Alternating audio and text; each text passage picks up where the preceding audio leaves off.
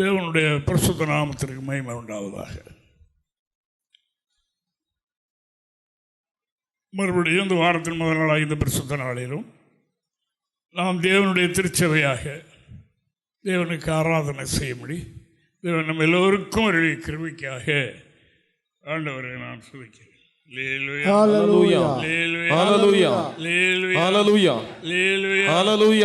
தேவனுக்கு மகிமை உண்டாவதாக.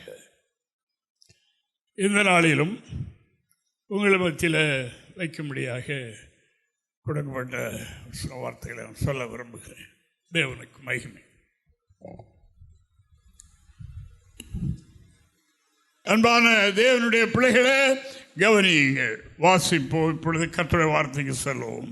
தேவனுக்கு மகிமை உண்டாவதாக. யாக்கோபு எழுதின பொதுவான நிருபம் 1ஆம் அதிகாரம் 12வது வாக்கியத்தை நாம் வாசிப்போம். சோதனையை சகிக்கிற மனுஷன் பாக்கியவான். சோதனையை சகிக்கிற மனுஷன் பாக்கியவான். அவன் உத்தமன் என்று விளங்கின பின்பு கர்த்தர் தம்மிடத்தில் அன்பு கூறுகிறவர்களுக்கு வாக்குத்தத்தம் பண்ணின ஜீவ கிரீடத்தை பெறுவான். சோதனை சகிக்கிற மனிதன் பாக்கியவான். இந்த சோதனையில் வருகிற 3 காரியங்களை சுருக்கமாக நான் சொல்லிவிடுகிறேன். தேவனுக்கு மகிமை. ஏன் சோதனை வருகிறது? தேவன் யாரை நேசிக்கிறாரோ அவர்களுக்கு இதை அனுப்புகிறார், அல்லது இந்த சோதனைக்காரன் கையிலே கொடுக்கிறார். கொடுத்து இவர்களிலே தெய்வீக அனுபவம் ஏற்படுவதற்கு அந்த சோதனை அனுமதிக்கப்படுகிறது என்று இங்கே யாக்கோபு 1ஆம் அதிகாரம் 2-3 வாக்கியங்களை நாம் இப்ப படிக்கலாம். என் சகோதரரே, நீங்கள் பலவிதமான சோதனைகளில் நீங்கள் அகப்படும் போது உங்கள் விசுவாசத்தின் பரீட்சையானது பொறுமையை உண்டாக்கும். சோதனையில் நீங்கள் அகப்படும் போது ஃபர்ஸ்ட் என்ன வருது? நம்முடைய சோதனையில பொறுமை ஏற்படும். விசுவாசத்திலே ஒரு இது உண்டு இல்ல, எவ்வளவு நாளைக்கு தான் விசுவாசி, இவ்வளவு நாள் விசுவாசம் பார்த்தாச்சு ஒன்னே காணல, இவ்வளவு நாள் விசுவாசத்தை பார்த்தாச்சு ஒன்று நடக்கல என்று சொல்லுகிறோம் அல்லவா? அந்த விசுவாசத்தை பரிசோதிப்பது பொறுமை. பொறுமைதான் ஒரு மனிதனை பூரணத்துக்கு நேராய் நடத்துவது. அந்த பொறுமைதான் ஒரு மனிதனுக்கு பூரண ஆசீர்வாதத்தை தருவது. அம்மா சோறு போங்கிறாங்க, சோறு பாதி வந்துகிட்டு இருக்குது, பிள்ளை எனக்கு சோறு இப்பொழுதே வேணும் அப்படி என்று பொறுமை இழந்து கேட்டால் அந்த தாய் சொல்லும், கொஞ்சம் வெயிட் பண்ணம்மா, உனக்கு அது சரியாயிடும், நான் நல்லபடியாக தர்றேன் சொன்னால் இல்லை. அப்படி கோரி போட்டால் அரிசியாக தான் இருக்கும், சோறாக இருக்காது. அதே நம்ம ஆண்டவர் நமக்கு ஒரு ஜீவகிரீடம் வைத்திருக்கிறார், நமக்கு ஒரு மேன்மையான வாழ்வை வைத்திருக்கிறார், நமக்கு ஒரு மேன்மையான காலத்தை வைத்திருக்கின்றார். நமக்கு இயேசுவின் மேல் விசுவாசம் உண்டு, எனக்கு ஆண்டவரால் செய்ய முடியும் என்ற நம்பிக்கை நமக்கு இருக்கிறது. அது எதுவரைக்கும் கொஞ்ச நாள். ஆனால் இந்த சோதனை தான் என்ன செய்யுமா? பொறுமையை உண்டாக்கும், தருமா. சோதனை எதற்காக? எனக்கு பிரியமான சகோதரர்களே, பலவிதமான சோதனையில் நீங்கள் அகப்படுகின்றீர்கள். உங்களுக்கு மனவேதனை உண்டாகிறது. ஐயோ, ஏன் ஏன் ஏன் இப்படியெல்லாம் சோதனை என்று நீங்கள் நினைக்கிறீர்கள். ஆனால் நான் உங்களுக்கு என்ன சொல்லுகிறேன் என்றால், அந்த சோதனை தான் உங்களுக்கு வைத்திருக்கிற வாடாத கிரீடம், அந்த ஜீவ கிரீடம். அது உங்களுக்கு கிடைப்பதற்கு என்ன வேண்டும்? பொறுமை வேண்டும். அதில்தான் இயேசுவின் நாமம் அதில் தான் மகிமைப்படும். அதைத்தான் அதாவது யாக்கோபு எழுதும்போது 5ஆம் அதிகாரம் 16வது வாக்கியத்தில் அவர் எழுதும்போது இப்படி எழுதுகிறார். இந்த யோபு பெரிய ஒரு தனவந்தன், ஒரு பெரிய ஜமீன், கிழக்கத்தின் புத்திரரில் அவர் பெரிய ஒரு ஐஸ்வர்யவான், பெரிய ஒரு சன்மார்க்கவாதி, உத்தமன் சன்மார்க்கவாதி, தேவனுக்கு பயப்படுகிறவர், பொல்லாப்பட்டு என்னெல்லாம் ஆண்டவர் சொல்லுகிறார். யோபு அப்படிப்பட்டவன். அவருக்கு பாருங்க சோதனை. இந்த சோதனை எதற்கென்று யோபுக்கும் சரியாக அறப்படவில்லை. ஆனால் கர்த்தர் மேல் நம்பிக்கையில் அசையாமல் இருந்தார். ஒரு சிறு அதாவது கசப்பு கூட தேவன் மேல் வரல. உதட்டினாலும் ஒரு நாள் கூட ஒரு வார்த்தையும் பேசலை. அதை பொறுமையோடு செய்தார். அல்லேலூயா. Hallelujah. அல்லேலூயா. Hallelujah. அவருக்கு ஒரு ஆவிக்குரிய பார்வை இருந்தது. எனக்கு ஒரு நாள் ஒரு வாழ்வு உண்டு, என் ஆண்டவரை சொந்த கண்ணாலே நான் பார்ப்பேன். அல்லேலூயா. Hallelujah. இப்பொழுது கண்ணை தவிர உதடை தவிர எல்லாம் அழுகி போச்சு, குஷ்டரோகமாயிடுச்சு, எல்லாம் போச்சுது. அவ்வளவு பெரிய சோதனை எனக்கு வந்துட்டு பலரும் பல சொன்னாங்க, சோதனை பல பயப்படாதீங்க, உங்களை பற்றி அப்படி கண்ட இப்படி கண்ட இருக்கட்டும். அதல்ல, என்னுடைய கண்ணால் ஒரு நாள் நான் பார்ப்பேன். Hallelujah. நம்பிக்கையில் அவர் அந்த சோதனையை சகித்தார். அல்லேலூயா. Hallelujah. சகித்தார் என்று யாக்கோபு அன்று அவர் நடத்திய சபைக்கு இந்த நிருபத்தை அவர் எழுதுகின்றார். யாக்கோபு 5:11. இதோ பொறுமையா இருக்கிறவர்களை பாக்கியவான்கள் என்கிறோம். பொறுமையா இருக்கிறவர்களை பாக்கியவான்கள் என்கிறோமே. யோபின் பொறுமையை குறித்து கேள்விப்பட்டிருக்கிறீர்கள், கர்த்தரின் செயலின் முடிவையும் கண்டிருக்கிறீர்கள். கர்த்தர் மிகுந்த உருக்கமும் இரக்கமும் உள்ளவராய் இருக்கிறார். Hallelujah. இந்த சூழ்நிலையிலே அவர் அறிந்து கொண்டே இருக்கிறார். அவர் தூர புகழ பார்த்து கொண்டே இருக்கிறார். என்னுடைய தாசன், என்னுடைய மகன் எப்படி இருக்கிறான்? அவர் அப்படியே இருக்கிறார். சோதனை சோதனை சோதனை சோதனை, திடீர் சோதனை. திடீர் சோதனை. ஐயா, 10 பிள்ளைகள் செத்து போயிட்டாங்க. 10 பிள்ளைகள் இந்த விடக்கோழிகள் மாதிரி, ஒன்றுக்கு கல்யாணம் ஆகல, எல்லாம் வாலிப பிள்ளைகள். 10 பிள்ளைகள். இந்த 10 பிள்ளைகளும் ஒரு வீட்டில், அண்ணன் வீட்டில் சாப்பிட்டுட்டு இருக்கும்போது இடிஞ்சு விழுந்து விழுங்கா. இவ்வளவு பெரிய மனிதன் ஆனபடினால் நீங்கள் கவனித்து பாருங்கள் சபையாரே என்று அவர் எழுதுகிறார். என் அன்பான சகோதரர்களே, சகோதரிகளே, யோபின் பொறுமையை நீங்கள் அறிந்திருக்கிறீர்கள் அல்லவா? அவருடைய செயலின் முடிவு என்ன அறிந்திருக்கிறீர்கள் அல்லவா? கர்த்தர் இரக்கம், மனவுருக்கம், நீடிய சாந்தம், மிகுந்த கிருபையும் உள்ளவர். அதுபடியால் அவர் கடினமானவர் அல்ல. நமக்கு ஒரு கடினத்தோடு சோதனை தரவில்லை, வெறுப்போடு நமக்கு சோதனை தரவில்லை, நமது மேல பகைமையினால் அவர் அப்படி செய்யவில்லை. அவர் எதற்காக செய்கிறார்? நமக்கு ஒரு பொறுமை உள்ள வாழ்க்கை வரும்படியாக. அந்த பொறுமை உள்ளவர்களை பாக்கியவான்கள் என்று சொல்லுகின்றோமே, அவருடைய பிந்திய காலம் அவ்வளவு பெரிய மேன்மை, அவ்வளவு பெரிய உயர்வு. அந்த யோபை விட்டாரா? அந்த யோபனுடைய வாழ்க்கையில் 2 மடங்காய் பெற்றது மாத்திரமல்ல, அதற்கு பிறகு அவருக்கு 10 பிள்ளைகள். அவனுக்கு மகிமை உண்டாவதாக. ஆனபடியால் அன்பான தேவனுடைய பிள்ளைகளை, அந்த யோபின் பிள்ளைகளை மாறி சௌந்தரியம் உள்ளவர்கள் பூமியில் எங்கும் இல்லை என்று எழுதி. அவர் குஷ்டரோகம் பிடித்திருந்த ஒரு மனிதனை போல இருந்தார். வாழ்க்கை அவ்வளவு தாழ்விலே இருந்தது. ஓட்டை வைத்து சுரண்டி கொண்டு குப்பமேட்டில் இருந்தார். அவருக்கு பிறந்த பிள்ளைகள் 3 பிள்ளைகளும் சௌந்தரியவான்களாய். ஆனபடியால் அவருடைய முடிவையும் நீங்கள் கவனித்திருக்கிறீங்க. எதற்காக இந்த சோதனையை தந்தார்? பகைத்தவர்களெல்லாம் நேசித்தார்கள், அவரை ஒதுக்கினவர்களெல்லாம் வந்து அவரோடு அண்டிக் கொண்டார்கள். பழைய லெவலுக்கு மேலே போயிட்டவருடைய லெவல். உங்களையும் என்னையும் ஒரு நிலைக்கு கொண்டு போவதற்காக நமக்காக ஒன்றை வைத்திருக்கிறார். அவர் சொன்னார் அல்லவா, எனக்காக ஜீவகிரன் வைத்திருக்கிறது. எனக்கு மட்டுமல்ல, இந்த நிலையில் சோதனை சகித்து வருகிற எல்லோருக்கும் உண்டு. எல்லாருக்கும் இன்று நமக்கு அந்த வார்த்தை அப்படினால எல்லாருக்கும் அந்த கிரீடம் அங்கே இருக்கிறது. அதை நமக்கு வைப்பதற்காகத்தான் ஆண்டவர் இந்த சோதனையை அனுபவிக்கிறார். எவ்வளவுதான் வேதவாசித்து, எவ்வளவுதான் ஜெபம் பண்ணி, எவ்வளவுதான் ஒரு பரிசுத்தத்தில் முன்னேறினாலும் ஆனாலும் சோதனை வருது. ஏன் சோதனை என்ற கேள்வி சிலருடைய உள்ளத்தில் மாறாமல் இருக்குது. ஆனால் அவருடைய சந்தோஷத்தை கெடுக்க பார்க்கிறது, மற்ற மகிழ்ச்சியோடு இருக்க விடமாட்டேங்கிறது, நல்ல சாட்சி சொல்ல விட மாட்டேங்கிறது. என்ன இந்த நிலையில் இருந்து கொண்டு நாம் என்னது சொல்ல, அப்படி என்ன வைத்து விடுகின்றது. இதை எண்ணங்கள் நம் பாக்கியவான்கள்.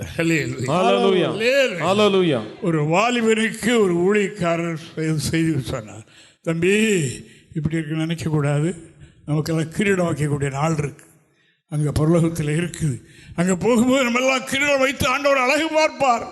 ஆனால் அப்படியே ஒரு அழைப்புக்கு வந்திருக்கிறோம் என்று அவர் சொல்லி அவர் நல்ல ஸ்டாக. அவருக்கு மிலிட்டரியில் வேலை கிடச்சிது. மிலிட்டரியில் வேலை கிடச்சி அவரை பாடரில் விட்டாங்க. உடனே எதிராளி அடித்தது மண்டை சிதைஞ்சு போச்சு. அப்போ அவர் ஹாஸ்பிட்டலில் சீரியஸாக இருக்கிறார். ஊழியக்காரர் பார்க்க போனார். அப்பவும் இந்த தைரியத்தை அவருக்கு சொன்னார், நான் மரணத்தை பற்றி கவலைப்படலை ஐயா, நீங்கள் எனக்கு ஒரு கிரீடம் எனக்கு வச்சுருக்குன்னு சொன்னீங்கல்ல, தலை செஞ்சு போச்சே, இந்த கிரீடம் தலையில் வைக்க முடியுமா? அந்த கிரீடம் தலையில் சேருமா? ரொம்ப தலையில் அலங்கோலமாக உடைஞ்சு கிடக்குது. இப்படி நம்பிக்கை எங்கே இருக்குது பார்த்தீங்களா? கடைசி நேரத்தில் தம்பி, அங்கே கூன் குருடு ஊமை செவிடு, அங்கே நொண்டி நொடா ஒன்றும் கிடையாது, எல்லாரும் தேவதூதர்களை போல் இருப்போம். உனக்கு வைத்திருக்கிறேன், உனக்கு வைக்கப்படும் சொல்லி ஜீவனை விட்டு அங்கே சென்றார். அருமையான கர்த்தருடைய பிள்ளைகளே, யோபின் பொறுமையை அறிந்திருக்கிறீர்களே என்று சபையாருக்கு நினைப்பூட்டினார். இன்று அந்த வார்த்தை நமக்கு தரப்படுகிறது. யாருடைய வாழ்க்கையிலே சோதனை இருக்கிறதோ அவர்களை அடுத்த ஸ்டெப்புக்கு கொண்டு போவதற்காக ஆண்டவர் அப்படி செய்கிறார். மேலே ஏறி செல்வதற்காக ஆமென், அப்படி அவர் செய்கிறார். அன்பான தேவனுடைய பிள்ளைகளே, கவனிங்கள், சோதனை எதற்காக வரணும் என்று நாம் அடிக்கடி எண்ணுகிறோம். சோதனை காலத்தில் தேவ மனிதர்கள், அதாவது பொறுமையோடு, சோதனையில தான் பொறுமை இழக்க வைக்கிறது, தங்களுடைய நம்பிக்கை இழக்க வைப்பது. இந்த சோதனை வரும்போதுதான் எல்லாவற்றையும் விட வைக்கிறது, தெய்வீகத்திலே குன்றி போக செய்கிறதும் அதுதான். இந்த சோதனையுடைய ரகசியத்தை சரியாக நாம் தெரிந்து கொள்வோமானால் எப்படி ஆகும் பாருங்க. சங்கீதக்காரன் சொல்லுகிறார், 40வது சங்கீதம் 1 முதல் 3 வரைக்கும் உள்ள வசனங்களை நாம் பார்க்கும்போது இப்படி பார்க்கிறோம். கர்த்தருக்காக பொறுமையுடன் காத்திருந்தேன். எப்படி காத்திருந்தேன்? பொறுமையுடன் காத்திருந்து பார்த்து பொறுமை இழந்து போனேன் என்று சொல்லவில்லை. அவர் யோனத்தான் இடத்துல சொல்லும் போது, சவுலுடைய மகனாகிய தன்னுடைய உயிர் நண்பனிடத்தில் சொல்லும் போது, எனக்கும் மரணத்துக்கும் ஒரு அடி தூரம் தான் இருக்கிறது, அவ்வளவுக்கு வந்துட்டு உங்க அப்பா என்ன கண்டாரு என்னை கொண்டுரும். அப்படிப்பட்ட ஸ்டேஜிலையும் அவருடைய பொறுமை எப்படி இருந்தது, அவருடைய நம்பிக்கை எப்படி இருந்தது? பொறுமையோடு காத்திருந்தேன். அவர் என்னிடமாய் சாய்ந்து என் கூப்பிடுதலை கேட்டார். பயங்கரமான குழியிலும் உளையான சேற்றிலும் இருந்து என்னை தூக்கி எடுத்து என் கால்களை கண்மலையின் மேல் நிறுத்தி என் அடிகளை உறுதிப்படுத்தி நமது தேவனை துதிக்கும் புதுப்பாட்டை அவரின் வாயில் கொடுத்தார். இப்ப என்ன பாட்டு இருந்திருக்கிறார்? அந்த சோதனையில அவருடைய இருதயம் எவ்வளவு இக்கட்டில் இருந்திருக்கும். இப்போ ஆண்டவர் அவரை உலையில் இருந்து தூக்கி எடுத்து உறுதியான கண்மலையிலே நிறுத்தி வாயிலே புதுப்பாட்டு. அவர் என்னிடமாய் சொன்னார். யாருக்கு சோதனை அதிகரிக்குதோ அவர் பக்கமாய் கர்த்தர் இருப்பார். அவர்களோடு கர்த்தர் இருப்பார். இருக்கிறார்.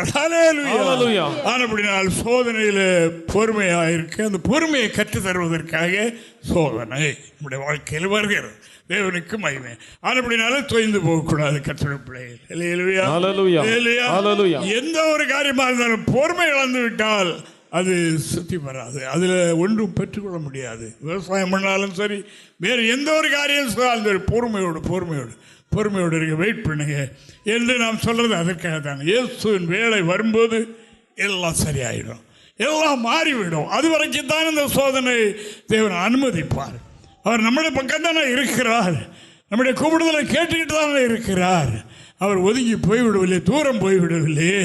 இதை மனதில் வைத்து கர்த்தருடைய பிள்ளைகள் நம்முடைய வாழ்க்கையில் எதுவாக இருந்தாலும் சரி, அதாவது நாம் தேவனுடைய சமூகத்தில் இந்த பொறுமை என்ற இதை கடைபிடிக்க தேவன் நமக்கு சோதனை, குறைவுகள், நெருக்கங்கள் இதில் நாம் பரீட்சித்து கொள்ள, பக்குவப்பட்டு கொள்ள கர்த்தர் இந்த காரியத்தை செய்கிறார் என்று வேதம் சொல்கிறது.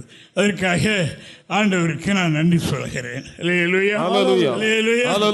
இந்த 2 கொரிந்தியர் புத்தகத்தில் நான் சம்பவத்தை பார்க்கிறோம் பாருங்க. 2 கொரிந்தியர் 12ஆம் அதிகாரம் 7வது வாக்கியமும் கலாத்தியர் 4:13 வாசிக்கலாம். முதலாவது இதை வாசிங்க. அன்றியும் எனக்கு வெளிப்படுத்தப்பட்டவர்களுக்குரிய மேன்மை நிமித்தம் நான் என்னை உயர்த்தாதபடிக்கு என் மாம்சத்தில் ஒரு முள் கொடுக்கப்பட்டிருக்கிறது. என்னை நான் உயர்த்தாதபடிக்கு அது என்னை குட்டும் சாத்தானுடைய தூதனாய் இருக்கிறது. இது நான் விழுந்து போகாமல் இருக்க அவர் தினத்தை கொடுத்தார். சோதனை சரீரத்தில் ஒரு சோதனை கொடுத்துட்டார். அதாவது ஒரு சாத்தான் கொட்டுகிற முள்ளு மாதிரி அங்கே திரும்பினா குத்துது, இங்கே திரும்பினா குத்துது, இப்படி அப்படிப்பட்ட ஒன்றை தந்து விட்டார். வெளியே அற்புதங்கள், அடையாளங்கள், வல்லமைகள் அவர் செய்கிறார், பெரிய காரியம் செய்கிறார். வீட்டுக்கு வந்தால் அவருடைய கண்ணிலிருந்து சீல் வடிந்திருக்கலாம் என்று மற்றவங்க ஆலோசிக்கொள். அந்த சரீரத்துள்ள சோதனையோடு உங்களுக்கு ஊழியம் செய்தேன் என்று இப்போ நான் கலாத்தியர் எழுதின நிருபம் தேவனுக்கு மகிமை 4ஆம் அதிகாரம் 13-14 வாக்கியங்களை வாசிப்போம். உங்களுக்கு தெரிந்திருக்கிறபடி நான் சரீர பலவீனத்தோடு முதலாம் தரம் உங்களுக்கு சுவிசேஷத்தை பிரசங்கித்தேன். அப்படி இருந்தும் என் சரீரத்தில் உண்டாயிருக்கிற சோதனையை நீங்கள் அசட்டை பண்ணாமலும் அரோசியாமலும் தேவதூதனை போலவும் கிறிஸ்தியேசுவை போலவும் என்னை ஏற்றுக்கொண்டீர்கள். அப்பொழுது நீங்கள் கொண்டிருந்த ஆனந்த பாக்கியம் எங்கே? உங்கள் கண்களை பிடுங்கி எனக்கு கொடுக்க கூடுமானால் அப்படியும் செய்திருப்பீர்கள் என்று உங்களுக்கு இந்த வசனம் தான் இப்போ நமக்கு என்ன சொல்லுது. அவருக்கு சரீரத்தில் என்ன பலகீனம் இருந்திருக்கலாம் என்றால், கண்ணில் அவர் சந்திக்கப்படும் போது கண்ணு தான் பாதிக்கப்பட்டது. 2 கண்ணும் காணாமல் குருடாக இருந்தது என்று சொல்லுகிறோம். இப்போ இந்த கலாத்தியர்கள் நிறுவனத்தில் முதல் தடவை நான் இடத்தில் வரும்போது என்னை மனிதனாக ஏற்றுக்கொள்ளல, தேவனை போல தேவ தூதனை போல ஏற்றுக்கொண்டீங்க. என் கண் இப்படி இருக்கிறதை பார்த்து, ஐயா நான் ஒரு கண்ணோடு இருந்துகின்ற எனக்கு என்னுடைய கண்ணை தர்றேன், நீங்கள் 2 கண்ணோடு இருந்து ஒளி செய்யுங்கன்னு சொன்னீர்களே, இவ்வளவு சீக்கிரமாய் வேறொரு உபதேசத்தில் போயிட்டீங்களே ஐயோ என்று அவர் பரிதவித்தார்.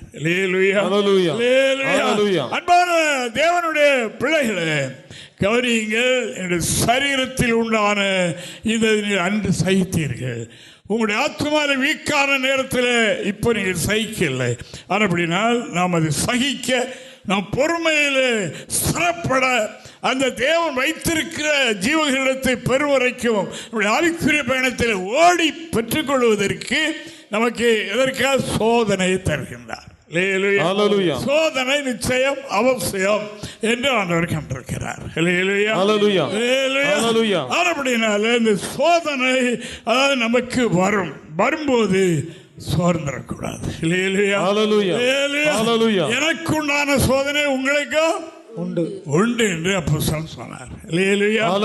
அப்படினால ஊழியக்காரன் பஞ்சமத்தையில் தூக்கிட்டு நீங்க அப்படி இல்லை, அவர் அதை விட பெரிய சோதனையில், சரீரத்தில் அவ்வளவு பெரிய சோதனையில் இருந்து கொண்டுதான் இந்த பொறுமையை பற்றி அவர் பேசுகிறார். சோதனை கண்டு சோர்ந்துடாதுங்க, தைரியமா இருங்க, குண்டிராதுங்க. ஆனால் சரீரத்தில் உண்டான சோதனையோடு கூட உங்களுக்கு நான் ஊழியம் செய்தேன் என்று அப்போஸ்தலன் சொல்கிறார். ஆவிக்குரிய பயணம் என்பதை நான் உணர்ந்து கொண்டே இருக்கிறேன். தினமும் ஒரே மாதிரி இருக்காது. கொஞ்ச நேரத்துக்கு முன்னால் பெரிய அபாயகரமான செய்தி வந்து நம்மளை அப்படியே தாக்கிற மாதிரி இருக்கும். கொஞ்ச நேரத்தில் மேகம் போல மறைஞ்சு போயிடும். அப்படி போயிடும். அடுத்த ஸ்டேஜ், அடுத்த சூழல் இப்படி வந்துக்கிட்டே இருக்கும். இது ஆவிக்குரிய பயணம். ஆனால் அப்படின்னா இப்படி பயணம் வரும்போது உடைய ஒரு சோதனை விடுவார். இதில் உறுதி எப்படி இருக்கிறது என்று பார்க்க, இவர்கள் இந்த இஸ்ரவேல் ஜனங்கள் இந்த பயணம் செய்து கொண்டே இருக்கும்போது அங்கே இவரிடத்தில் கசப்பான தண்ணீர்கள் சந்தித்தார். நாங்கள் இஸ்ரேல் நாட்டிலிருந்து எகிப்து வரும்போது பஸ் ரூட்டில் அந்த ரூட் வழியாக வந்தோம். வந்து தண்ணீரை குடித்தால் தண்ணீர் கசப்பாக ஓர்ப்பாக இருக்குது. அப்போது என்ன ஆச்சு? உடனே அவர்கள் பொறுமையை இழந்துட்டாங்க. அது தேவனுக்கு பிரியமில்லாத காரியம். இதை பற்றி நான் யோசிக்கும் போது நாம் செய்கிற குறைகள் இருக்கு பாருங்க. இது அதாவது அறிக்கை செய்கிறோம், பழையபடி செய்கிறோம், அறிக்கை செய்கிறோம், பழையபடி செய்கிறோம். இப்போ என்னுடைய கண்ணுக்கு என்ன தெரிஞ்ச மீட்டர் ஓடிக்கிட்டே இருக்கு. 1 2 3 4 நம்பர் விழுந்துக்கிட்டே இருக்கு. இதைத்தான் நான் ரொம்ப கவனமாக பார்த்துக்கணும். ரொம்ப சொல்லுவாங்கள்ல, அன்பு அன்பு ஆண்டவர் எந்த தவறு செய்தாலும் இல்லை, அங்கே கணக்கு இருக்கு. ஆண்டவர் ஒரு நாள் மோசேயினிடத்தில் சொன்னார், இவர்கள் நன்றி கெட்டவர்களாக பின்மாறுகிறவர்களாக இருக்கிறார்கள், 1 நிமிஷத்தில் அழித்து போடுன்னு சொன்னார். இல்லை ஆண்டவரே, அப்படின்னா ஏன் பேரை ஜீவசத்தை கிரிக்கிறோம் என்று அவர் கேட்கிறார். அப்படி செய்யும். எகிப்துல என்ன சொல்லுவாங்க? பாலந்தேன் ஓடுகிற தேசத்திற்கு கொண்டு போற வழியில் அழைச்சி விட்டாருன்னு சொல்லுவாங்களே. சரி, அப்படியா அழைச்சிட்டோம். ஆனால் இதோடு அவர்கள் எத்தனை தடவை? 10 தடவையை பரீட்சை பஸ்ஸுக்கு தெரியாது. அங்கே மீட்டராக ஓடிக்கிட்டு இருக்கு. கிறிஸ்தவ ஜீவியம் நம்மை ஒரு பெரிய இடத்திற்கு கொண்டு போகிறார். அல்லேலூயா. Hallelujah. அங்கே ஜீவகிரீடம் நமக்காக வைத்து காத்து கொண்டிருக்கிறார். அல்லேலூயா. Hallelujah. பொறுமையா இருந்ததை பெற்றுக்கொள்ள வேண்டும் என்று ஆண்டவர் விரும்புகின்றார். பொறுமை இழந்தால் அது தூரமாகிவிடும். அப்படி இல்லாதபடி பொறுமை உள்ள ஜீவியை நமக்கு தரும்படியாக அப்படி செய்கிறார். இந்த ஒரு வசனத்தை கூட வாசிங்களா? யாத்திராகமம் 15ஆம் அதிகாரம் 23 முதல் 25 வரை வாசிக்கிறேன். அவர்கள் மாராவிலே வந்தபோது மாராவின் தண்ணீர் கசப்பாய் இருந்ததினால் அதை குடிக்க அவர்களுக்கு கூடாதிருந்தது. அதனால் அவ்விடத்துக்கு மாறா என்று பெயரிடப்பட்டது. அப்போது ஜனங்கள் மோசே விரோதமாய் முறுமுறுத்து என்னத்தை குடிப்போம் என்றார்கள். மோசே கர்த்தரை நோக்கி கூப்பிட்டார். அப்பொழுது கர்த்தர் மோசே ஒரு மரத்தை காண்பித்தார். அதை அவர் தண்ணீரில் போட்டவுடனே அது மதுரமான தண்ணீர் ஆயிற்று. அவர் அங்கே அவர்களுக்கு ஒரு நியமத்தையும் ஒரு நியாயத்தையும் கட்டளையிட்டு அங்கே அவர்களை சோதித்து அங்கே ஒரு நியமத்தையும் ஒரு நியாயத்தையும் அங்கே ஒரு கட்டளையாக கொடுத்தார். அதை அவர்கள் செய்தார்கள். இந்த ஓர்ப்பான தண்ணி துத்தி போயிட்டு. அப்படினால் இந்த சோதனை தொடர்ந்து இருக்காது. அடுத்தால ஒரு ஆலோசனை தருவார். அதில் அது மாறிடும், அது மாறிடும், அது வரும், மாறிடும். ஆனால் இவர்கள் அதில் தேவனுக்கு பிரமுக காட்ட, தேவனை தூசிக்க, குறை சொல்ல, மோசே அதாவது கலரிய எல்லாம் பிளான் ஆகிட்டாங்க. பழைய எகிப்துக்கு போனாங்க. அப்படி அல்ல. தேவனுடைய பிள்ளைகளை என்றும் புதிய சிலமாய் கர்த்தரை ஆராதிக்கிறோம். நம்முடைய இருதயம் என்று புறப்பட்டதோ என்று நாம் திருச்சபையை சத்தியத்தை அறிந்து கொண்டோமோ ஒரே நிலையில். அதுதான் பக்தன் சொன்னார், கொண்டு போட்டாலும் அவர் மேல் நம்பிக்கை, கொண்டு போட்டாலும் நம்பிக்கையா இருப்பேன், அந்த ஒன்றுதான் என்று சொன்னார். நகோமி இடத்துல ரூத் சொன்னார், மரணமே இல்லாமல் விட்டு என்னை பிரிக்க முடியாது. ஆனபடினால் அப்படிப்பட்ட ஒரு நிலைதான் இந்த நிலை என்பதை நான் உங்களுக்கு சொல்லிக் கொள்கின்றேன்.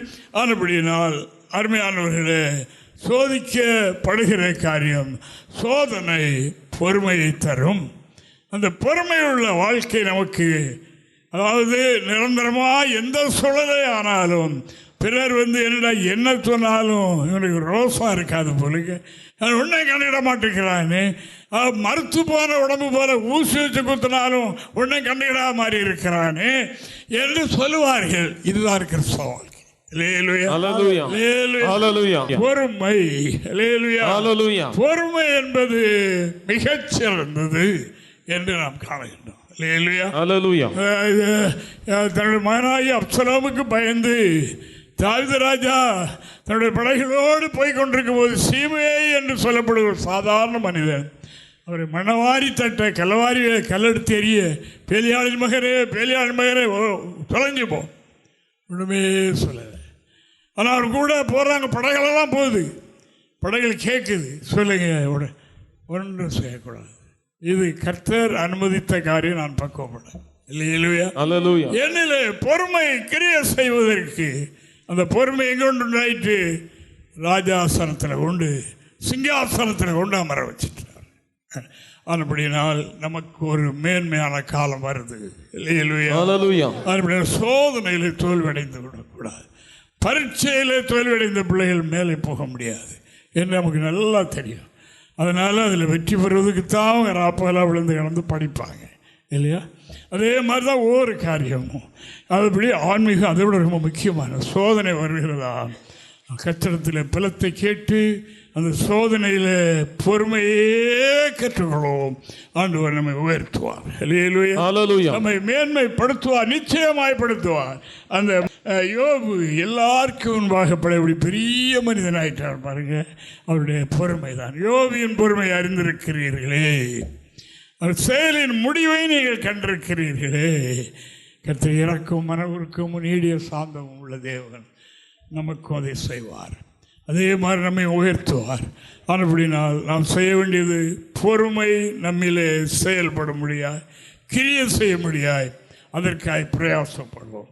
இரண்டாவது எபிரேயர் நிருபம் 2ஆம் அதிகாரம் 18வது வாக்கியத்தை வாசிக்கலாம். இயேசு கிறிஸ்து அவர் சாந்த ஸ்வரூபிதான், அவர் கடவுள் என்ற போதிலும் அவர் சோதிக்கப்படுகிற மனிதனுடைய இருதயத்தை அறிந்து அவர்களுக்கு உதவி செய்ய அப்படி நடந்து கொள்வதற்கு அவர் சோதிக்கப்பட்டாராம். அப்படி எவரே நிருபகர்த்தா எழுதுகிறார். வாசிங்க. ஆதலால் அவர் தாமே சோதிக்கப்பட்டு பாடுபட்டதினாலே அவர் சோதிக்கப்படுகிறவர்களுக்கு உதவி செய்ய வல்லவராய் இருக்கிறார். இதனால சோதிக்கப்பட்டு பட்டபடியினால் கடவுளுக்கு இந்த ஆலோசனை கடவுளை பற்றி இப்படி எழுதியிருக்கிறது. மனிதர்களாகி நமக்கு எவ்வளவு அவசியம் பாருங்க. நம்முடைய வாழ்க்கையில சோதனை வருகிறது. எதற்காக? பாவப்பட்ட மக்களுக்கு. அதாவது பாவப்பட்டவங்களிலேயும் ஒரு மாதிரி பெருமை உள்ளவர்கள் உண்டு, அவைகளை நான் சொல்லவில்லை. தேவனுக்கு மகிமை. பாவப்பட்ட மனிதர்கள் இருக்கார்கள் பாருங்க, அவர்களுக்கு அந்த நேரத்தோட உதவி இருதயம் எவ்வளவு சங்கடமாக இருக்கும் என்பதை அறிவதற்கு இவர் முதலாவது சோதிக்கப்பட்டிருக்கிறார். இல்லையா? சோதிக்கப்படும் போது நம்முடைய மனம் எப்படி இருந்தது என்று அவர் அபியாசித்து அவர் படித்து கொண்ட ஒரு இடமாக இருக்கும். அது நம்முடைய வாழ்க்கையில் இப்படி இருந்தது. நான் எகிப்தில் இருக்கும்போது, அடிமைகளாக இருக்கும்போது எப்படி இருந்தவர், அடிமை எப்படி இருப்பான், அவருக்கு நான் உதவி செய்யணுமே என்ற எண்ணம் எப்போ வரும் என்றால் சோதிக்கப்பட்டு பாடுபடுகிறதுனால். ஆனபடியினால் பிதாவாகிய தேவன் அவர்கள் சோதனை பாதையை நடத்தினார் என்பது ஒன்று. திரும்ப அவர் தெய்வமாயிருந்தோம் நமக்கு வழிகாட்டியாக வந்தார். நீங்கள் இந்த உலகத்தில் கடின உள்ளங்கள் உள்ளவர்களாக இல்லாமல் அப்படிப்பட்ட பாடுபடுகிறவர்களுக்கு நீங்கள் உதவி செய்வதற்கு அறிந்து கொள்ள உங்களுக்கு சோதனைகள் பாடுகள் வேண்டும். அதன் வழியாகத்தான் இதை நீங்கள் கற்றுக்கொள்ள முடியும் என்று சொல்லி இந்த வசனம் சொல்லுகிறது. முதலாவது பொறுமையை கற்றுக்கொள்ள, இரண்டாவது நம்முடைய வாழ்க்கையில் இப்படிப்பட்ட நிலை தாழ்வில் இருக்கிற மக்களை மனம் எப்படி இருக்கும் என்று அறிந்து கொள்ள ஆண்டவர் இந்த சோதனையை நம்முடைய வாழ்க்கையில் அனுமதிக்கிறார். நிழலில் வளர்கிற பயிரை பற்றி பார்த்துருக்கீங்கல்ல, சொல்லுவாங்க நிழலில் வளர்ந்துக்கிட்டே இருக்கும். திடீர்னு அந்த நிழல் மாறிவிட்டால் அப்படியே சூரிய வெளிச்சம் பண்ண குலைக்கன்னு விழுந்துடும். ஒரு பலனும் இருக்காது, ஒரு தைரியமும் இருக்காது, ஒன்றும் இருக்காது. சின்ன வயதிலே பாடுகள் துன்பங்கள் அதுகளை சகித்து கர்த்தருக்காக இறைவனுக்காக துன்பங்களை சகித்தவர்களுக்காக பாருங்க, எதை கண்டும் கவலைப்படுவாங்க. இறைவன் இருக்கிறார், இயேசு இருக்கிறார். நமக்கு முன்னாலே பாடுகளை சகித்த அவர் இருக்கிறார் என்ற அந்த தைரியம் அப்படிப்பட்டவர்களுக்கு வரும். அதாவது சோதனை வேணும். சோதனை இல்லாவிட்டால் அந்த அனுபவத்தை நாம் அடைய முடியாது. அவர் சோதிக்கப்பட்டு பாடுபட்டபடினால் சோதிக்கப்படுவர்களுக்கு உதவி செய்ய வல்லவராயிருந்தார். அனுபவப்பட்டவங்க தானே இதை செய்ய முடியும், சொல்ல முடியும். அவர்களுக்கு தானே அதனுடைய முழுமையும் தெரியும். கஷ்டம் என்றால் என்ன, துன்பம் என்றால் என்ன, பசி என்றால் என்ன, அவர்களுக்கு தானே தெரியும். மற்றவர்களுக்கு தெரியாது, ஒன்றும் தெரியாது. நிழலில் வளர்கிறது போல வளர்ந்து பெறும். ஆனால் நம்மை கர்த்தர் அந்த மாதிரி ஒரு நிலைக்கு கற்றுக்கொள்ள வைப்பதற்காக, மனநிலையில் அவர்களை புரிந்து கொள்ள வைப்பதற்காக அப்படி கர்த்தர் செய்கிறார். தேவனுக்கு மகிமை உண்டாவதாக. அன்பான தேவனுடைய பிள்ளைகளே, யாக்கோபு தன்னுடைய நிருபத்தில் எழுதும்போது அவர் சொல்லுகிறார் பாருங்க, அதாவது கிரியை இல்லாத விசுவாசம் செத்தது என்று சொல்லுகிறார். என்ன வேண்டுமே, தெரிந்திருக்க வேண்டுமே என்று அவர் சொல்லுகின்றார். தேவனுக்கு மகிமை. ஆனபடினால் அவர் ஒரு திருஷ்டாந்தம் சொல்லுகிறார் பாருங்க. இங்கே வாசிங்க, யாக்கோபு 2ஆம் அதிகாரம் 15-16 வசனங்களை நான் படிக்கும்போது அவர் சொல்லுகிறார் பாருங்க, இதுதான் சோதிக்கப்பட்டு பாடுபட்ட மனுஷன்தான், அதாவது சோதிக்கப்படுகிறவனுக்கு உதவி செய்ய முடியும். அதாவது பலகீனப்பட்டு கஷ்டப்படுகிறவனுக்கு உதவி செய்ய முடியும். சோதிக்கப்படாதவனுக்கு ஒன்றும் தெரியாது. அது காலேஜில் ஸ்கூல் எங்கே படிக்கிற ஒன்று அல்ல. தேவனுக்கு மகிமை. அது தன்னுடைய வாழ்க்கையில் அனுபவ ரீதியாக கற்றுக்கொள்கிற ஒன்றுதான் சோதனை. நாம் நீண்ட கால இத்தனை வருடமாக இந்த பாடுபட்டோமே, அப்படி என்றால் இவர்களுக்கு இப்போ எப்படி இந்த கஷ்டப்படுகிற இவர்களுக்கு எப்படி இருக்கும் என்று சொல்லி எண்ணி அவர்களுக்கு ஜெபிக்க, அவர்களுக்கு ஆறுதல் சொல்ல நம்மால் ஏந்த அதாவது தேர்தல் உண்டாக்க முடியும். அதுக்குத்தான் சோதனை நம்முடைய வாழ்க்கையில் கர்த்தர் அனுமதிக்கிறார் என்று வேதம் சொல்கிறது. வாசிங்க இந்த ஒரு வசனத்தை. சகோதரனாவது சகோதரியாவது வஸ்திரம் இல்லாமலும் அனுதின ஆகாரம் இல்லாமலும் இருக்கும்போது உங்களில் ஒருவன் அவர்களை நோக்கி நீங்கள் சமாதானத்தோடு போங்கள், குளிர்காய்ந்து பசியாருங்கள் என்று சொல்லியும் சரீரத்துக்கு வேண்டியவளை அவளுக்கு கொடாவிட்டால் பிரயோஜனம் இல்லை. அப்படியே விசுவாசமும் கிரிகள் இல்லாதிருந்தால் தன்னில் தானே தேவனுக்கு மகிமை. பக்தி நல்ல சுவிசேஷம் சொல்றது. சாதனை ஏன் பண்றீங்க? ஆண்டவர் நமக்கு ரட்சிப்பின் சந்தோஷம் தந்திருக்கிறார். நீங்க சந்தோஷமா இருங்க. போங்க, வீட்டுக்கு போங்க, புஸ்தத்தை குடித்து வஸ்திரம் இருக்கிற மூடிட்டு ரெஸ்ட் எடுத்துருங்க. வீட்டில் ஆகாரமும் இல்லை, போடுறதுக்கு வஸ்திரமும் இல்லை. அந்த வார்த்தையில் ஜீவன் உண்டா இல்லை. அது அவருக்கு அனுபவம் இல்லை. ஆனபடினால அவர் வீட்டில் நிறைய இருக்கு. அருமையான தேவனுடைய பிள்ளைகளே, சோதிக்கப்படுகிறவர்களை காணும்போது ஆகாரத்துக்குரியதை கொடுத்து வஸ்திரத்தை கொடுத்து வீட்டில் போய் சாப்பிட்டுட்டு நீங்கள் மோடி படுத்து ரெஸ்ட் எடுத்துக்கிறீங்க, சந்தோஷமாக இருங்க என்று சொல்லுகிறது யார்? சோதிக்கப்படுகிறவர்களுக்கு உதவி செய்ய முடியும். அதை கற்றுக்கொள்ள வேண்டும் என்று இறைவாக்கு சொல்லுகிறது. எனக்கு நன்றாக தெரியும், ஒரு பெரிய லெவலில் இருந்த ஒரு குடும்பம் இன்றைக்கு ஆகாரம் இல்லாமல் இருப்பார்கள். அப்போ தாயார் ரொம்ப நேரமாக வளர்ப்பாங்க. தடவி பிள்ளையை தடவி அப்படியெல்லாம் வளர்ப்பாங்க. அப்படி வளர்க்குறத நம்ம பார்த்தோம். நம்ம ஊழியத்தின் நிமிடம் தங்கி இருக்க வேண்டியது இருந்தது. அப்போ தண்ணி ஒரு சம்பளத்தை வந்து ராத்திரி பிள்ளை எப்போ முடிக்கான அப்போ எழுப்பி தண்ணி கொடுத்துருங்க ஐயா. சரி, அப்போ தாயார், என்னடா மத்தியானம் ஆகிட்டு சாப்பிடலையா, உனக்கு பசி இல்லையா? அவங்க கேட்குற கேள்வி என்ன? பசி என்றால் எப்படி இருக்கும்மா? பசிக்கிறதுனா அது எப்படி?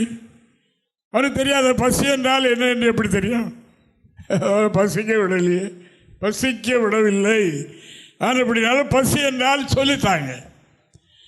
இப்போ என்னமோ கடவுள் சொல்லிக் கொடுக்கிறார். ஆனால் எப்படினாலும் அன்பான தேவனுடைய பிள்ளைகள், சோதனை அவசியம். அப்படினால சோதனை, அதாவது சோதிக்கப்படுவர்களுக்கு உதவி செய்ய வல்லவர்களாய் மாற, மனமுடையவர்களாய் மாற கர்த்தர் சோதனையை நம்முடைய வாழ்க்கையில் அனுமதிக்கிறார் என்கிறதை நாம் மறந்துவிட வேண்டாம். அவைகளை நாம் செய்தால் தேவனுடைய நன்மையை நாம் நிச்சயமாக ஆண்டவர் நமக்கென்று வைத்திருக்கிற அந்த மகிமையினுடைய கிரீடத்தை நிச்சயமாய் பெறும். அவர்கள் பாக்கியவான்கள் என்று எழுதியிருக்கிறது. பொறுமையாக இருந்துட்டாங்கன்னா அதை பெற்றுவாங்க, அவங்க தான் பாக்கியவான்கள் என்று சத்திய வேதம் சொல்லுகிறபடியினால் தேவனை நான் சோதரிக்கிறேன்.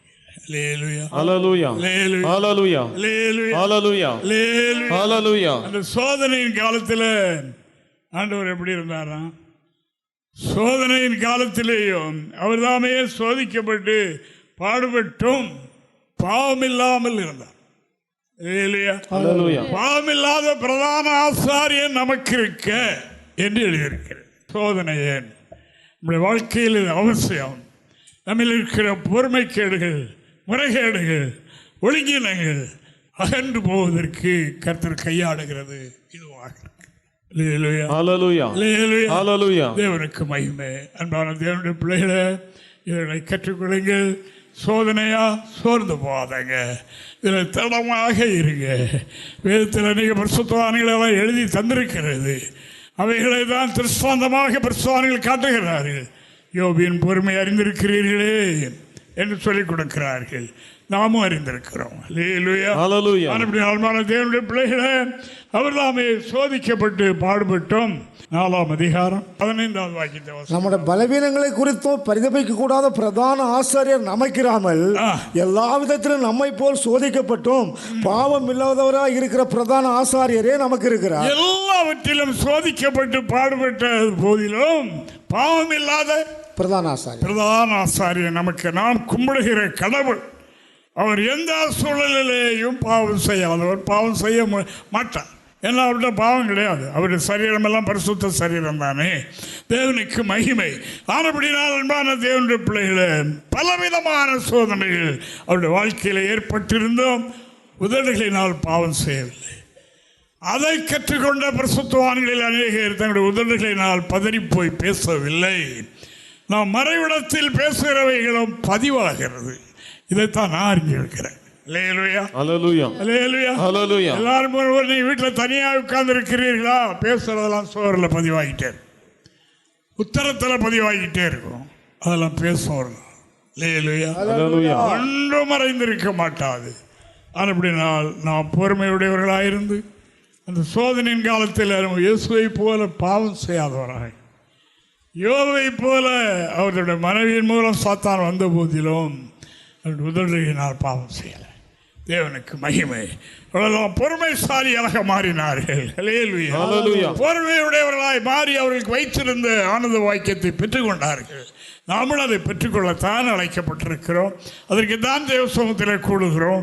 இதை கூடிவிட்டு வெறுமையாக இருப்பதற்கல்ல, இன்று நாம் கற்றுக்கொண்ட பாடம் என்ன என்பதை மனதில் கொண்டு ஒரு வாரம் முழுவதும் அபியாசித்து அதில் நாம் தேர்ச்சி அடைய வேண்டும் என்று ஆண்டவர் விரும்புகிறார் என்பதை நான் உங்களுக்கு சொல்லிக்கொள்ள விரும்புகிறேன். இந்த பிரகாரம் நாம் இந்த சோதனையை கர்த்தர் நமது மேல் அனுப்பின நோக்கம் நிறைவேறி முடிந்தவுடனே சாத்தான் என்ன செய்வான்? ஓடி போய்விடுவான். இங்கே நாம் ஒன்றும் செய்ய முடியாது, என்னை விட்டுட்டு ஓடிடுவான் என்று சத்திய வேதம் சொல்கின்றது. லூக்கா 4ஆம் அதிகாரம் 13வது வாக்கியத்தில் அப்படி எழுதியிருக்கிறது நாம் பார்க்கிறோம். பிசாசானவன் சோதனை எல்லாம் முடித்த பின், சோதிக்க வேண்டியதெல்லாம் சோதிச்சாச்சு, அந்த சோதனையில அவன் பெற்றுக்கொள்ள வேண்டியதெல்லாம் பெற்றுக்கொண்டுட்டான். ஏன்னா அங்கே இடம் இல்லை என்று சோதனை எல்லாம் முடிந்த போது சில காலம் அவரை விட்டு விலகி போனான், ஓடிட்டான்.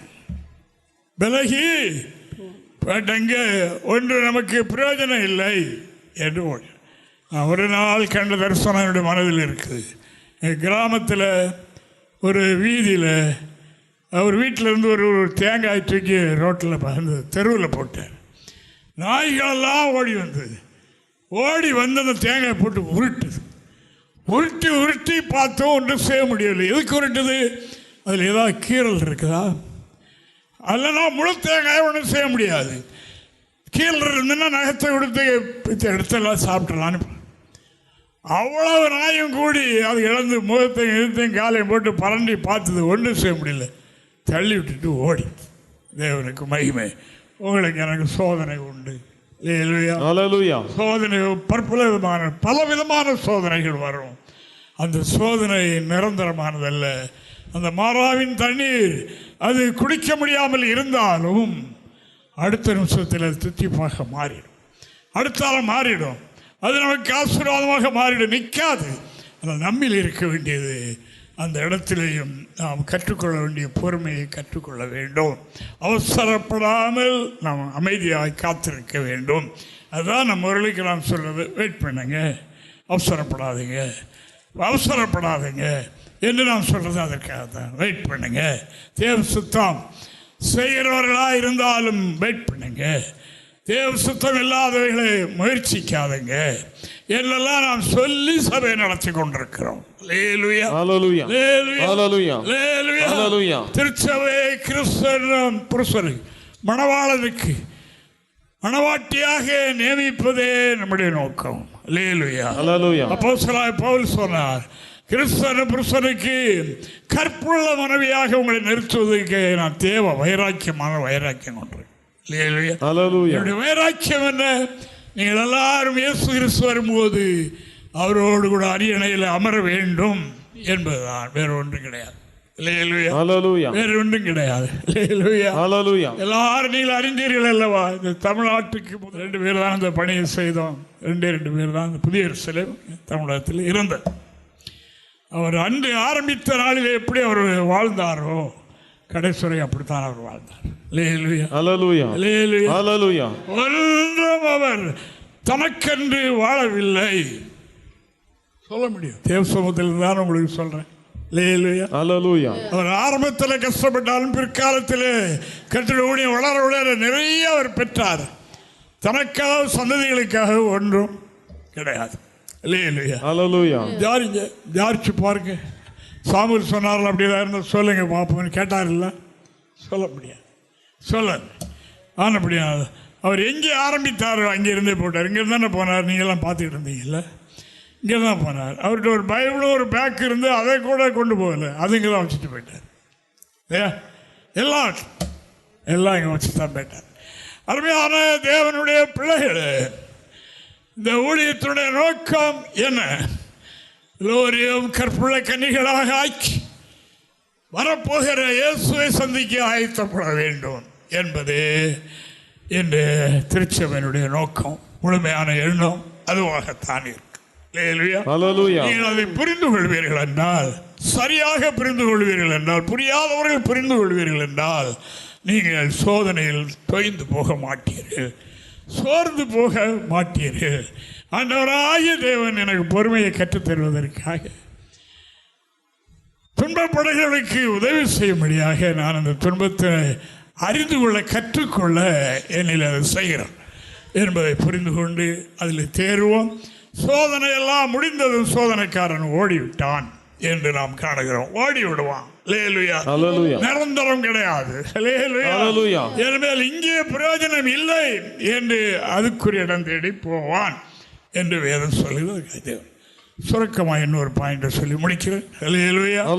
தேவனுக்கு மகிமை.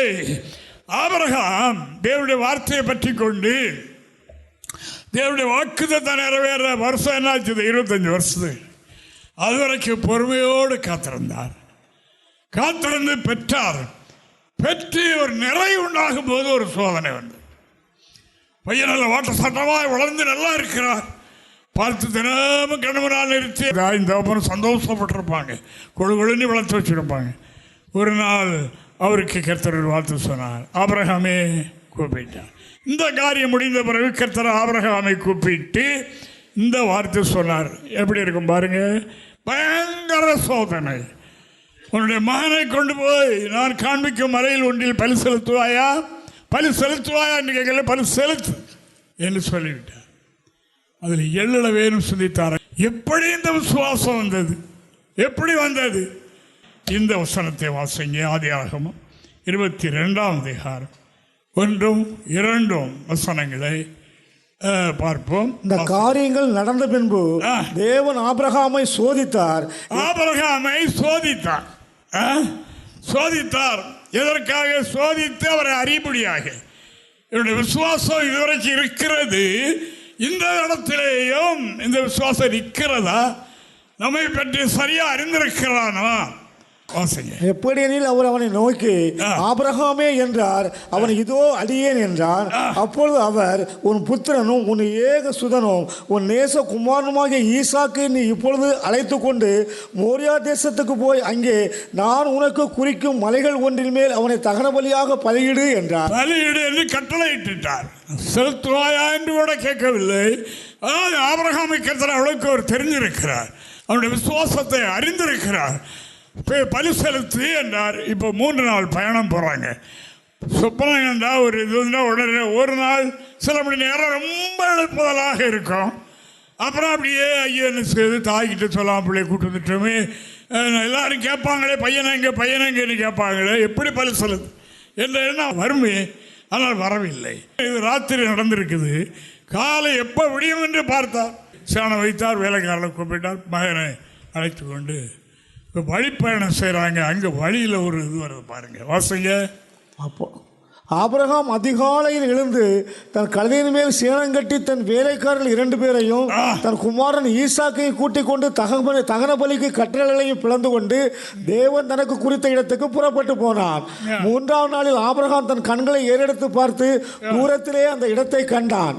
அப்பொழுது ஆபிரகாம் தன் வேலைக்காரரை நோக்கி, நீங்கள் கழுதையை நிறுத்தி இங்கே காத்திருங்கள், நானும் பிள்ளையாண்டானும் அவிடம் மட்டும் போய் தொழுது கொண்டு உங்களுக்கு திரும்பி வருவோம் என்றார். இவ மகனை பலி செலுத்துவாங்க போகிறாரு. இந்த சோதனையை பாருங்க. அவருடைய நம்பிக்கை என்ன? அவனை சாம்பலாக எரித்து விட்டாலும் அதிலிருந்து பையனை எழுப்பி விடுவார் என்ற அந்த விசுவாசம் அவருக்கு கடந்த விசுவாசம். அதனால தான் சொன்னார், நீங்கள் நில்லுங்க, நான் பையனும் வருவோம்.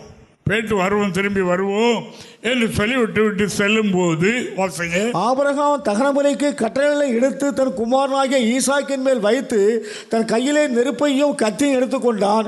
இருவரும் கூடி போனார்கள். அப்பொழுது ஈசாக்கு தன் தகப்பனாகிய ஆபிரகாமை நோக்கி, என் தகப்பனே என்றான். அதற்கு அவன், என் மகனே, இதோ இருக்கிறேன் என்றான். அப்பொழுது அவன், இதோ நெருப்பும் கட்டையும் இருக்கிறது, தகனபலிக்கு ஆட்டுக்குட்டி எங்கே என்றான். தேவனுக்கு மகிமை. கடைசி சோதனை கிட்ட நெருங்கியாச்சு. இப்போ பலி செலுத்த வேண்டிய நேரம் வந்துட்டுது. மகனுடைய வாயிலிருந்து வருது வார்த்தை. எல்லாம் இருக்கு, விறகு இருக்கு, நெருப்பு இருக்கு, பலி செலுத்த கத்தி இருக்கு, பலிமிருகம் எங்கே? எப்படி இருக்கும் பாருங்க. இப்போ நம்ம பேசிட்டோம், பார்த்துட்டோம், படிச்சுட்டோம். பெற்றெடுத்த ஒரு தகப்பனுடைய உள்ளம் எப்படி 25 வருஷம் காத்திருந்து பெற்ற பிள்ளை இப்போ பலி செலுத்த போகிறார்.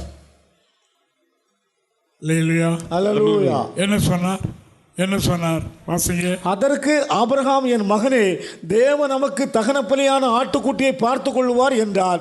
அப்புறம் இருவரும் கூடி போய் தேவன் அவனுக்கு சொல்லியிருந்த இடத்துக்கு வந்தார்கள். அங்கே ஆபிரகாம் ஒரு பலிபீடத்தை உண்டாக்கி கட்டைகளை அடுக்கி தன் குமாரனாகிய ஈசாக்கை கட்டி அந்த பலிபீடத்தில் அடிக்க கட்டைகளின் மேல் அவனை கிடத்தினான். பின்பு ஆபிரகாம் தன் குமாரனை வெட்டுப்படிக்கு தன் கையை நீட்டி கத்தியை எடுத்தான். யோசிக்கவில்லை.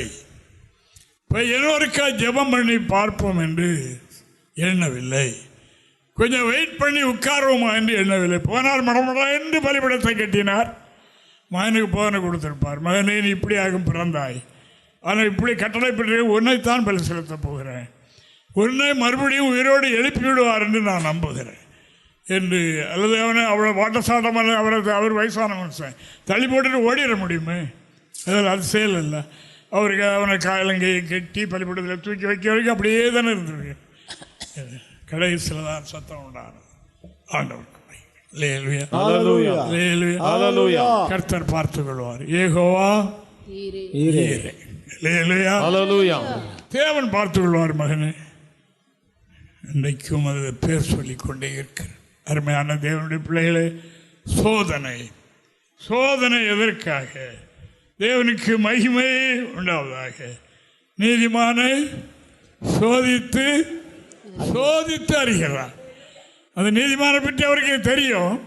ஆனால் ஒரு சோதனை வைத்து அந்த சோதனையில் அவனை அறிகிறார் என்று சொல்லி இங்கே சங்கீதக்காரர் சொல்லுகிறார். 11ஆம் சங்கீதம் 5வது வாக்கியத்தில் அவர் இப்படி சொல்லுகிறார், கர்த்தர் நீதிமானை சோதித்து அறிகிறார். தேவனுக்கு மகிமை. இப்படி சோதனை வைத்து, சோதனை எதற்காக?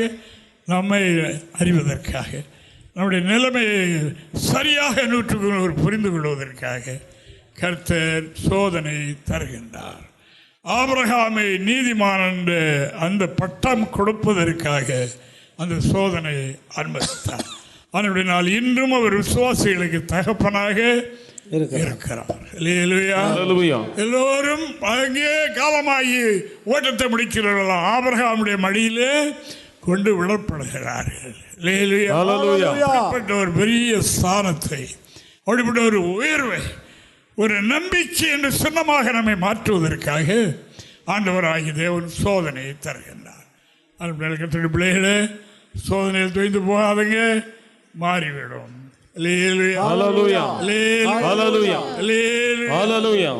நான் திரும்ப திரும்ப சொல்லுகிறது எப்படியே தெரியல, அந்த சாட்சி இங்கே இருக்கிறது. நாகர்கோவில் வந்தபோது முதல் ஞானஸ்தான ஆராதனை பார்வதிபுரம் தாண்டி இந்த குளத்தில் கொடுத்தோம். அதில் தான் ராஜன் சார் அவங்க எல்லாம் ஞானஸ்தானம் பெற்றாங்க. தேவனுக்கு மகிமை. அதில் நம்ம சகோதரி அம்பிஜம் அவங்க உறவினர் தாய்மொழி வந்திருந்தாங்க. இவங்க சுவிசேஷம் சொல்லி மரித்தவர் ரட்சிக்கப்படாமல் மரித்தால் நரகம்தான் கிடைக்கும்ங்கிறது அவங்க உள்ளத்தில் சொன்னது அவ்வளோ மனசில் பாதிச்சு. ஞானஸ்தானத்துக்கு அவங்களும் தாய்மொழியும் வந்திருந்தாங்க.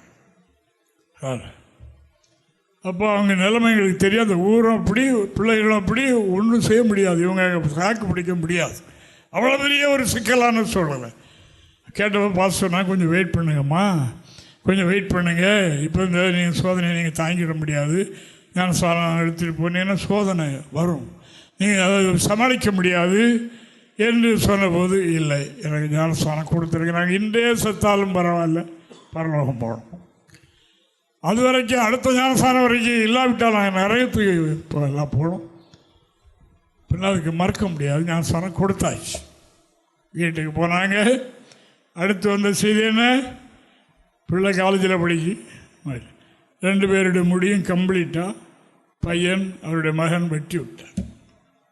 வெளியே போக முடியாது. எப்படி அந்த பிள்ளை விட்டு முடி வச்சுட்டு அது காலேஜ் போயிட்டு அவங்களுக்கு மகளும் இருப்பாங்கன்னு நினைக்கிறேன். வீர சாட்சிகள் நம்ம இடத்துல உண்டு. பாஸ்டர் இப்படி இருக்கிறதுனால என்ன செய்ய கோயிலுக்கு வர முடியும்? கிடையாது. அதனால தான் இப்படி இந்த அம்மா தலைவலியும் மூடிட்டு அதில் கேப்பே இல்லாமல் அன்றைக்கி ஆரம்பித்தவங்க தான் இன்றைக்கி அங்கேருந்து ஒரு சாரி கட்டி கோயிலில் இருக்காங்க. இருக்கிற சாட்சி. இங்கே உள்ள சாட்சி நான் எங்கே போய் சொல்றதில்லை, இங்கே சொல்கிறேன். எல்லோரும் கற்றுக்கொள்வோமாக. சாட்சி என்ன? தேவனுக்கு மகிமை. நம்முடைய சாட்சி என்ன? சொன்ன காரியமானாலும் போராட உற்சாகம் இந்த வாரம் இல்லையே, அப்பாவுக்கு ஏதோ பிரச்சனை பிள்ளைக்கு போன வாரம் குதிச்சு நாம் எவ்வளோ கைவிடுதான் அடித்தோமே, இவ்வளோதான் கரைக்கிற போட்டோமே. இந்த சாட்சி அல்ல. இந்த சாட்சி அல்ல. வீர சாட்சிகள் சொல்ல போனால் சாட்சி கூட்டம் வச்சு சொன்னால் சாட்சி எழுதி நிலமாக சாட்சி எழுதுறாங்க.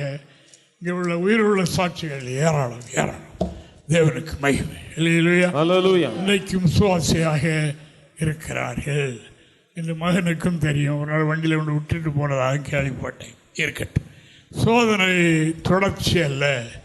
நாம் அவர்களை ஜெயிச்சு விட்டால், தேங்காயில் கீரல் விடாவிட்டால் நாய்கள் ஒன்றும் செய்ய முடியாது. பரண்டி பார்க்கவும் நகத்தை விட்டு கிழிச்சு எடுப்பதற்கு ஏதாவது இருக்காரு. ஒரு வீக்கம் தேங்காயில் இல்லை என்று கண்டால் கோபத்தில் உருட்டி தள்ளிவிட்டு ஓடி. சோதனை எல்லாம் முடிந்த போது சாத்தான் ஓடிவிட்டான். அதே போல் நம்முடைய வாழ்க்கையில் தேவன் சோதனை அனுப்பியிருப்பது எதற்கென்று நாம் அறிந்தோம். நமக்கு சோதனையில் பொறுமை கற்றுக்கொண்டு அது செய்ய, சோதிக்கப்படுவர்களுக்கு உதவி செய்ய கற்றுக்கொள்கின்றோம்.